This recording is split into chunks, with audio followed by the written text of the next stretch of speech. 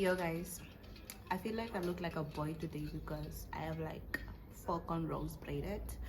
But please, let's not mind that because yeah, today is the first time I'm using this cup, and I like took water. I put a little bit of lemonade because I don't like drinking my water just like that. I mean, I love drinking it just like that, but if I have to be consistently drinking water, I have to like put something in it so I can like, kind of like chase the taste of something, but drinking water at the same time. So yeah. Anyway, so guys, today I'm gonna shoot. Anyways, guys, so today I'm gonna talk about my first week of the artist way and just like brief you on what was the experience, what I did, and all that. So yeah, let's get into the video.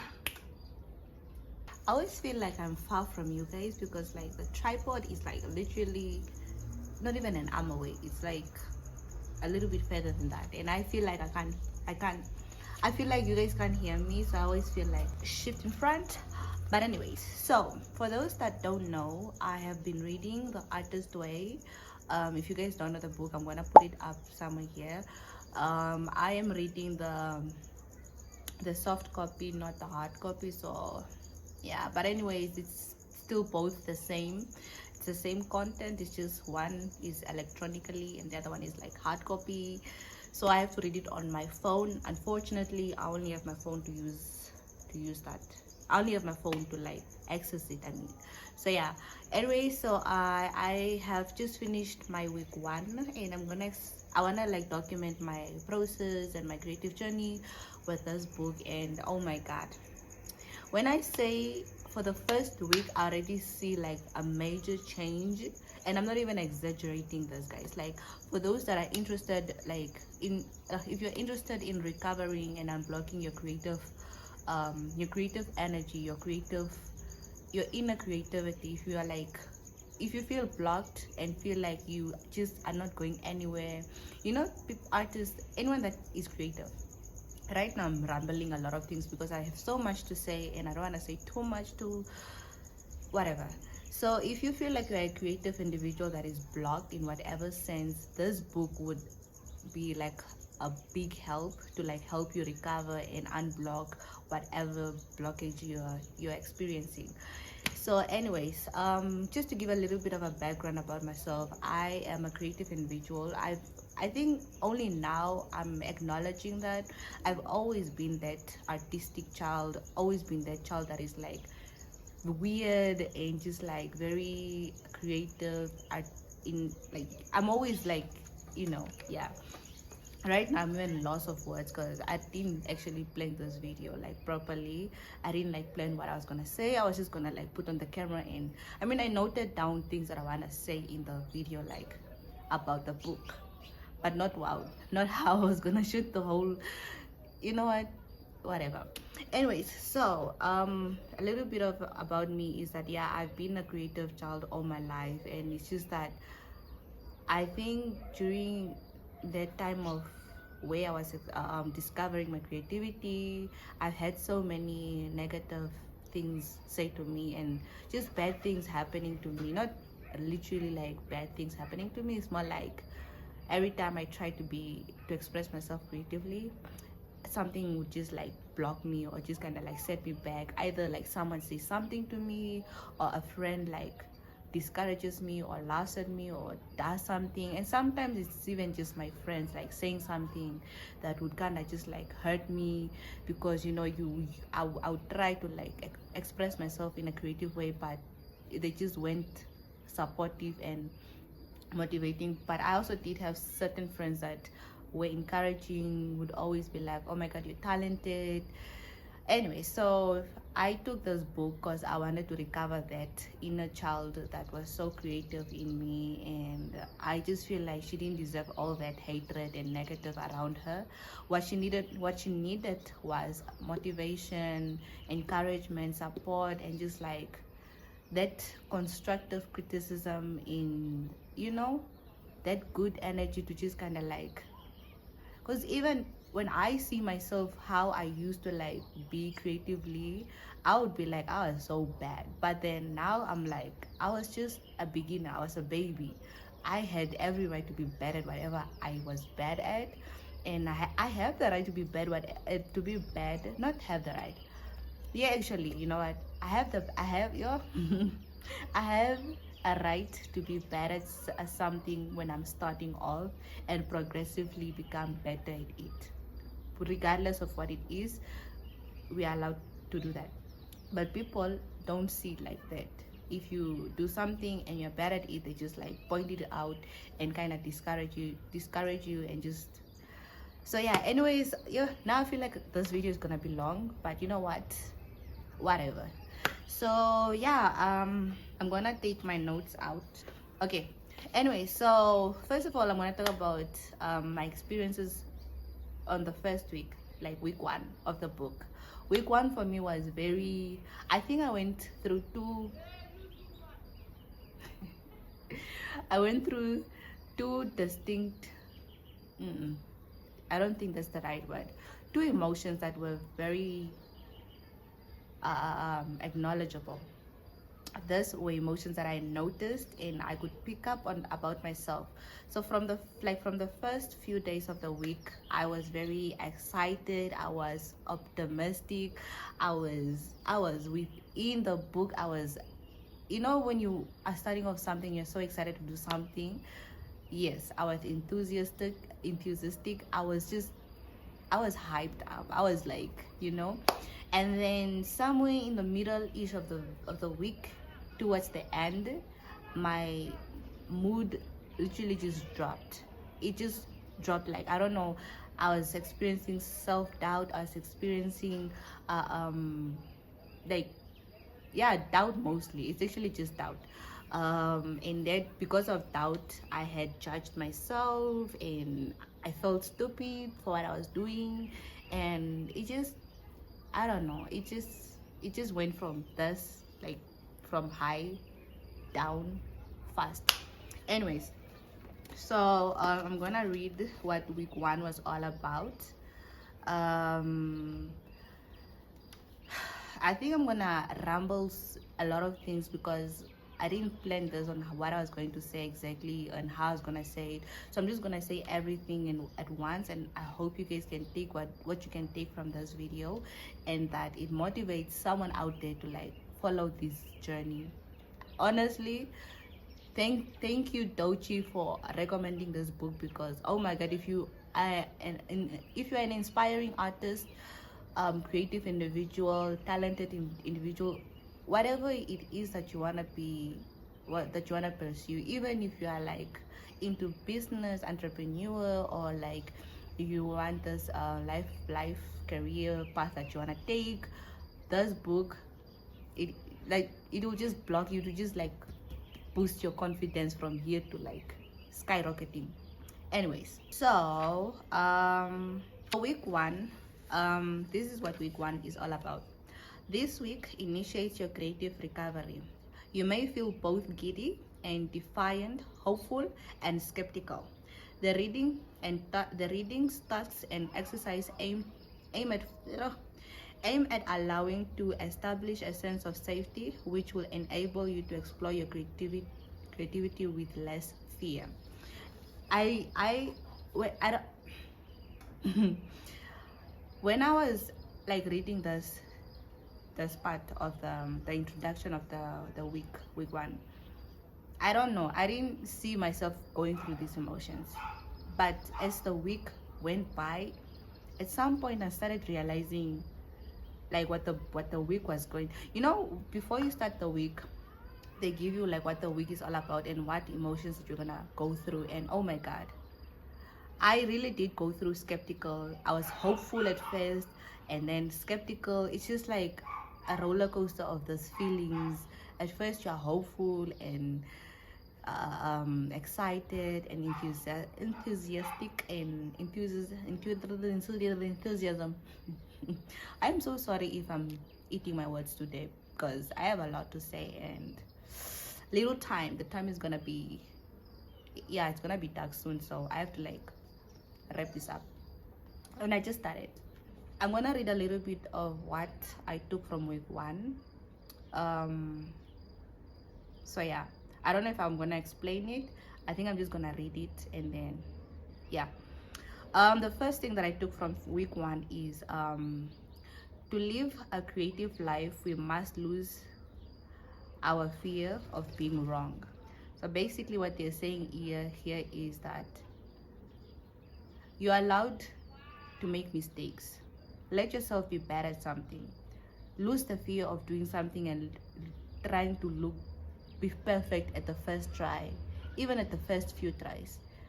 You know, lose that fear. Be wrong. Make mistakes. Be bad at it. Be, you know, and then with like the more you do it, the better you become. The more like you will progress and become better. I know I'm not the best. Like I said, I'm not the best at explaining things, guys. I just hope that I can yo the words. I just hope that I can bring something to the table and make you guys understand my experience and my journey, and I hope that someone out there can be inspired and take their own journey also with this book. Thank you, Julia. Anyways, okay, we also spoke about shadow artists. These are basically at, you know, when you start like at a younger age or whatever age that you start being passionate about something. That is when you start doing something, and when you start doing something, you're not good at it. You're like bad at it, and but you're excited, and I don't, you know, you just have that excitement in you to show your creative your creativity, your art to someone, and people just kind of like come with this negative energy around there. They'll laugh at you, they'll criticize it, they'll demotivate you, discourage you, and in that moment, that is when a shadow artist is born, and that is why a lot of people don't pursue their creative dreams and become shadow artists. So this is what we spoke about, shadow artists, and I know, like, I'm just realizing now I was a shadow artist, like, yo, because I've gone through a lot. Like, I'll maybe like dance or like draw or sing or something, and I'll show my friends or someone, and I will just be shut down because they'll criticize me so much. They will laugh at me, they'll say this and this. People were just so comfortable with saying bad things to me instead of like encouraging me and motivating me and pushing me and be like, you know what, if you really like, if that's what you want, go for it. We are behind you, we are motivating you, we are with you. Instead, they did the opposite. So it made me a shadow artist. So let me read what shadow artist is. Basically, your inner artist that needed and wanted to be acknowledged for our attempts and efforts, as well as for our achievements and triumph, but did not receive it. Like I said, you know, you just wanted to be acknowledged, and yeah, to be acknowledged for your attempts and for your efforts, but you know, yeah, you didn't receive it, and that's how you become a shadow artist. Shadow artists are demotivated way early on and criticized. Shadow artists often choose shadow careers, those close to the desired art, even parallel to it, but not the art itself. A lot of us tend to become shadow artists at a very young age when you start experiencing this creative energy, the passion for it, and then people don't really like motivate you or like support you in it. They kind of do the opposite, and a lot of people really do become shadow artists. And this is why they even talked about how some people even just choose in their career path to become like managers or like, you know, the producers, the people that are usually like behind like the creation or the creativity, the art, instead of being the one doing the art and being like up front center and, you know, in the spotlight. They are behind the spotlight. Okay, so we spoke about having to, okay, let me just read this first and then I'll explain. Remember, your artist is a child. Find and protect that child. Learning to let yourself create is like learning to walk. The artist child must begin by crawling, baby step will follow, and then there will be and there will be falls, and then they learn to walk, and then eventually run. Judging your early artistic effort is artist abuse. In recovering from our creative blocks, it is necessary to go gently and slowly. What we are after here is the healing of the old wounds, not the creation of new ones. Mistakes are necessary, stumbles are normal. Remember that in order to recover as an artist, you must be willing to be a bad artist. Give yourself permission to be a beginner. By being willing to be a bad artist, you have a chance to be an artist, and perhaps over time a very good one. Yeah, basically this part was just talking about how you should let yourself be bad at something before you become good at it, and you should treat your artist child as like, you should treat your art as a child. You know, they're first a baby, then they learn how to crawl, then they learn how to walk, and within learning how to walk, there will be falls. You know how baby they learn how to walk, and then they fall, they keep standing up until they eventually learn how to walk, and then eventually they will run, and one day they'll fly, maybe that. But that's just, you should treat your artist as a baby. You must let yourself be a beginner, be better at that, make mistakes, allow yourself, and don't judge your artist. Like they say it here, judging your early artistic effort is artist abuse. So whatever you do, don't judge yourself. Like, don't be the one person that's judging you. Like, let yourself create, let whatever it is, just let it be, and be proud of it, you know, that at least you are trying. And the next time, try to beat what you did, you know, just try to progress like that. But don't judge yourself, because when you judge yourself, that is when like things start falling apart. You give up on yourself, and you give up on your artist, on your art and your creativity. And yeah, anyways, so Julia also said, all too often it is audacity and not talent that moves an artist to the center stage. She said that everyone has talents or a gift or a calling or whatever, you know, but it's not the talent or your gifts or whatever that puts you front center. It's the audacity to do that. So you need to have audacity to do whatever it is. The audacity to dance, the audacity to draw, the audacity to sing, the audacity to be an entrepreneur, the audacity to be a businesswoman, the audacity to be a filmmaker, the audacity to be a content creator, the audacity to just do anything. I almost say do, be, whatever. Have audacity. Have audacity. Practice affirmations. They help achieve a sense of safety and hope. Guys, I've never been, there's a mosquito on my phone. I've never been the one to like do affirmations like hardcore before this. I've been doing affirmations this past week so hard, and I'm not even lying, but I feel a major change in myself. I see things from a different perspective. There's just this hope and safety, a sense of safety that I feel.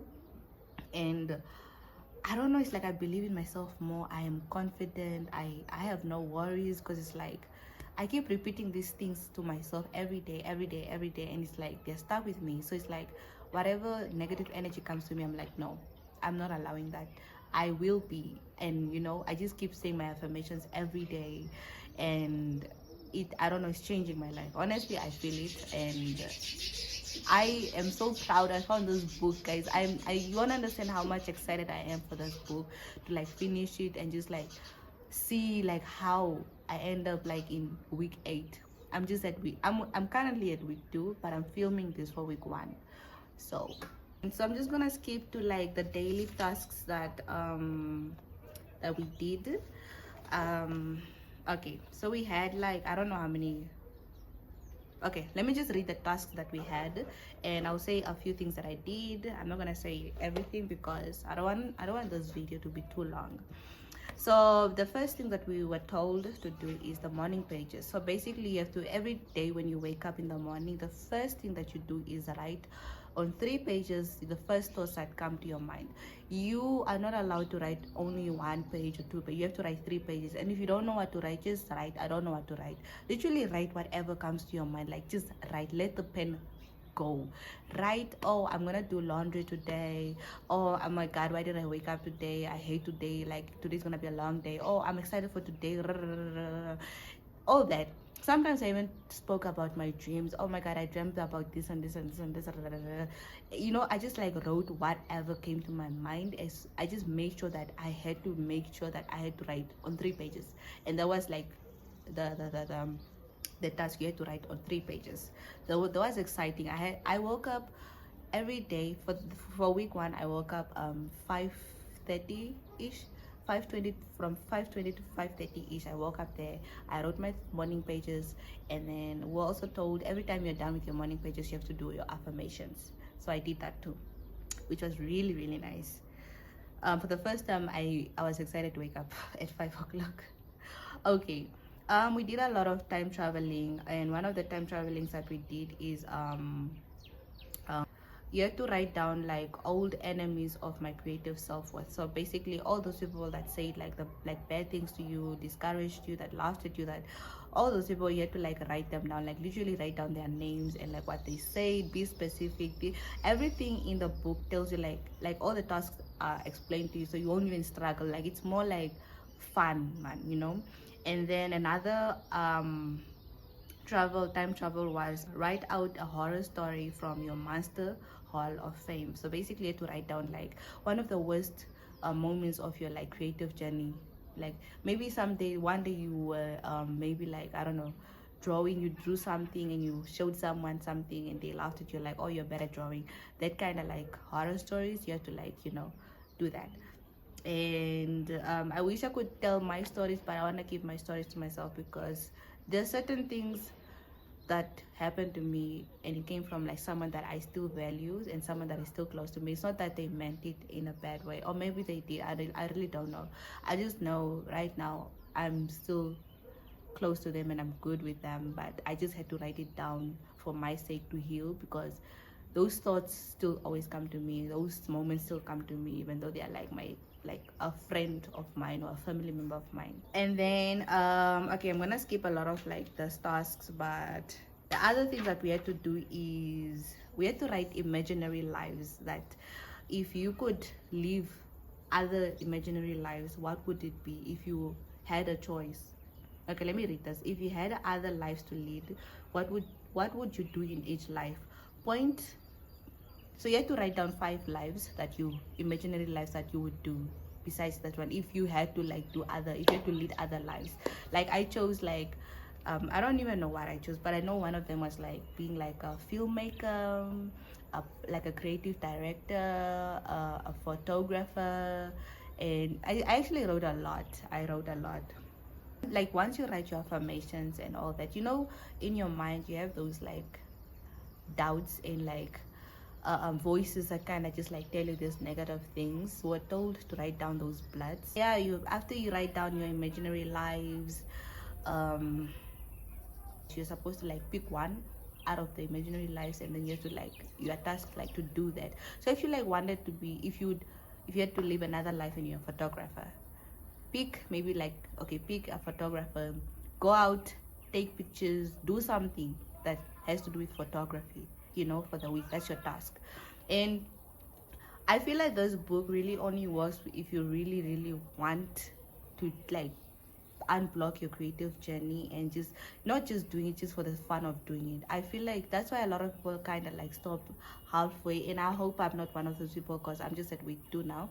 But I don't see myself stopping, because it feels like it's working. And it's not even a feeling, I know it's working, because I'm not like the same person I was 2 weeks ago. And I know for a fact I was blocked, and I was angry, and I was sad, and I was just in a different space before this book. But now my confidence is high, my everything of mine is just high. Like even when I I hear, not hear, but every time like a negative thoughts creeps in, I'm just like, no, I refuse. Like, I'm not gonna turn myself doubt and into a self-sabotage, because I know those are like just bloods in my mind. I'm not gonna allow that. So another thing that we have to do is turn each blood, turn each turn each blood into a positive affirmation. So if your brain or whatever blood is coming to your brain tells you you're not talented, turn that into an affirmation. I glory, I have a real talent. And you keep repeating that every day. You repeat that every day, you repeat that every day. And when you say this, say it with so much meaning and so much like belief, and trust me, it's gonna change you. Affirmations really do help. Like, they help and they work. Okay, the last thing that we have to do is that take your artist for a walk. And you have to take your artist for a walk for 20 minutes. So basically just take like a walk for 20 minutes, have that like alone time with you and your little artist, your child artist. And yeah, like listen to her, like listen to him, listen to them, and just have alone time with them, walk with them, hear them out. Another thing that we also have to do is artist date. I think this one is actually like every week you have to take your artist on a date. So basically each week you're supposed to do something with your artist. Either go like buy them like a toy, even like buy yourself a toy, buy yourself something. Let me show you guys what I actually bought for my artist, which is really cute. I told you guys, little Glory was always into like creative things, cute things. She was never like boring regular. She was always like, she wanted like the oddest things. And you know, so I bought her this cute little key holder. It's an owl, a pink owl. She even likes pink. So I bought this, kind of just like reminding her of like her young, I'm reminding her of her, so that she knows like, listen, I see you now, and I'm sorry for like giving up on you, but not again. So everything that I'm doing is justice for little Glory, artistic Glory. So yeah, anyway, so you have to take your artist on a date. For this week I plan on taking her to vinyls. For those that live in Namibia and Window, they know what vinyls is. So yeah, actually kind of just like, it's a nice place for artists or anyone that is artistic. It's a very cute place. I'm gonna talk about it in week 2, but yeah. So yeah, affirmations were done every day. Some of the affirmations that I got were from the book. I'm gonna read them to you guys, but my own, I'm not gonna read you guys my own, but the ones that I found in the book, I'm gonna read 3. Okay, the first one is, I am a channel for God's creativity and my work comes to good. And then the other one is, through the use of my creativity, I serve God. And then the other one is, creativity is the creator's will for me. So those are the ones that are written in the book, but you're also like encouraged to write your own, especially the bloods that come from like in your mind. Turn those ones into affirmations. And yeah guys, I'm sure I forgot a lot of things from week 1, but overall I loved week 1. In this week I just can't wait to like, you know, I already started with it and I'm enjoying it. And yeah, so I hope you guys got something from my journey from the first week, and I honestly hope that I get to finish till like week 8 and document everything, my feelings. I think after like when I'm done with the whole course and everything, I'm gonna like talk about it in depth, and because I don't want to make this video too long, and I hope you guys watched it. Anyways, thank you guys for watching my videos, and thank you guys for even like subscribing, sharing if you're sharing, liking if you're liking. And yeah guys, I shall see you guys in my next video, and love you guys. Bye. Run fast from a day job, running fast from the way it was. Jump quick to a paycheck, running back to the strip club. I'm never going back.